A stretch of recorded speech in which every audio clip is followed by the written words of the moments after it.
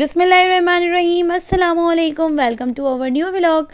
हाँ जी, तो कैसे हैं आप सब? उम्मीद है खैरियत से होंगे। आफ्टर अ लॉन्ग टाइम हमने डाला है अपना न्यू व्लॉग, क्योंकि कराची से आए हुए थे ख़ास मेहमान, यानी कि अम्मी और मेरी सिस्टर आई हुई थी। तो इन दिनों काफ़ी बिज़ी रूटीन थी हमारी, और इन दिनों काफ़ी कुछ हुआ, तो वो हम स्लोली आपसे शेयर करेंगे।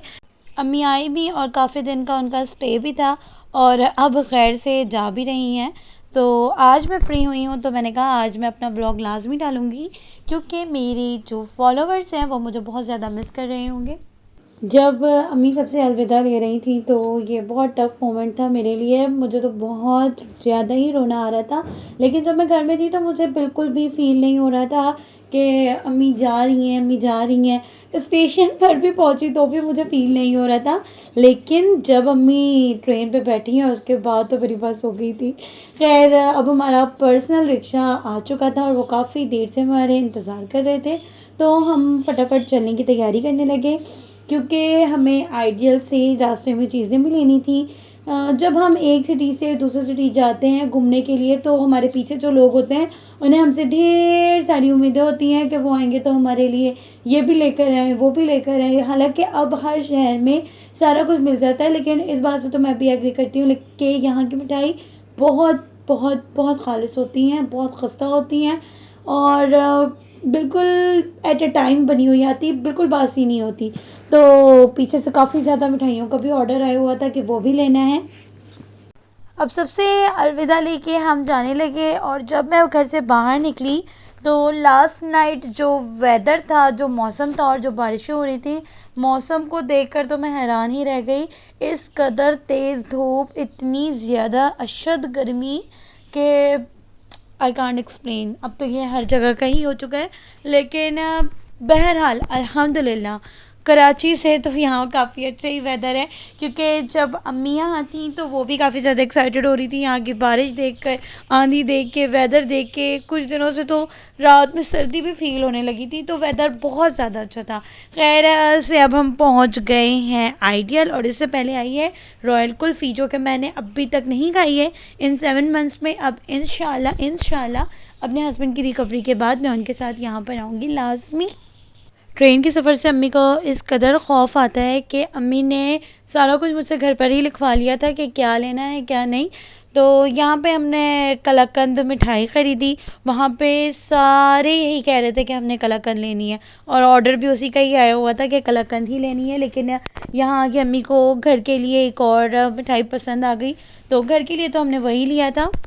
मैं तो इन्हें देखकर यही सोचती हूँ कि ये सारा कुछ इतना फ्रेश अंदर से लेकर आ रहे होते हैं। मतलब माशाल्लाह माशाल्लाह इनकी इतनी सेलिंग है, क्योंकि बात होती है मेयार की, इनका मेयार काफ़ी अच्छा है। तो हम अपनी बेकरी की तमाम आइटम्स इधर से ही लेते हैं। मिठाई का ऑर्डर दे दिया है, और साथ ही आपको बेकरी का विज़िट भी करवाती हूँ।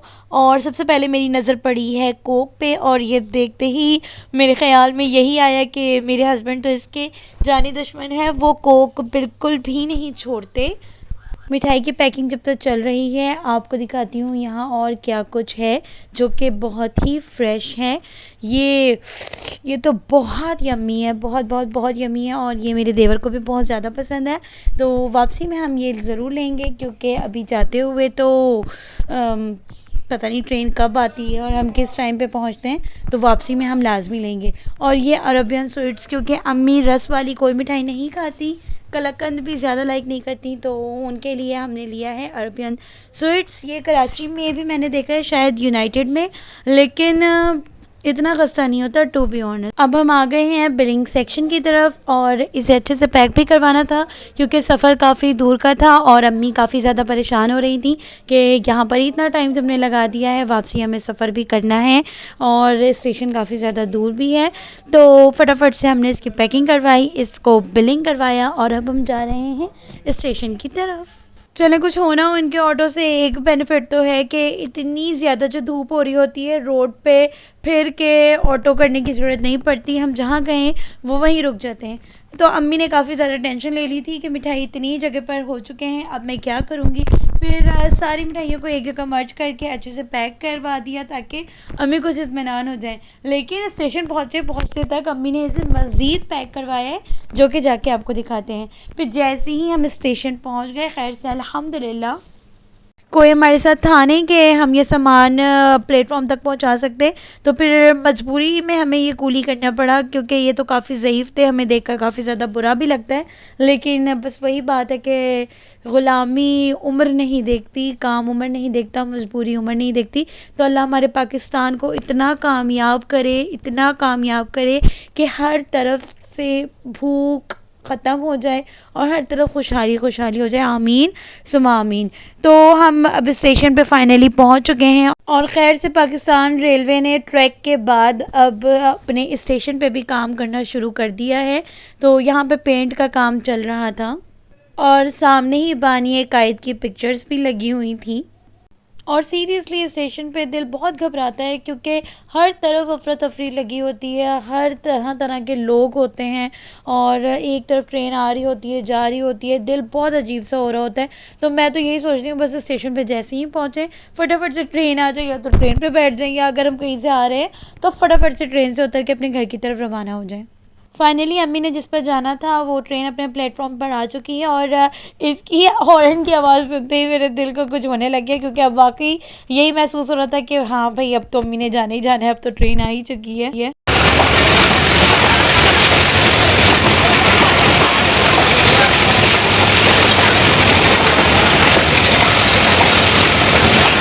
फैसलाबाद पे आके डब्बे और मज़ीद लगने थे, तो धूप की इतनी शिद्दत थी और मुझे बहुत ज़्यादा प्यास लग रही थी। तो मैंने सोचा कि जाके जूसेस वगैरह ले लेती हूँ और कुछ स्नैक्स वगैरह ले लेती हूँ। लेकिन पाकिस्तान में खुला तज़ाद है कि अगर एक चीज़ का रेट उस पर मेंशन भी है तो वो उससे मज़ीद बढ़ा के ही दे रहे हैं। और जब मैंने ये बात की कि आप बढ़ा के दे रहे हैं तो वो कहते हैं कि स्टेशन पे हमने शॉप खोली है, तो आपको यूं ही कोई भी चीज़ इतनी सस्ती में तो मिलेगी नहीं। तो मुझे ये काफ़ी ज़्यादा ही अजीब सा लगा।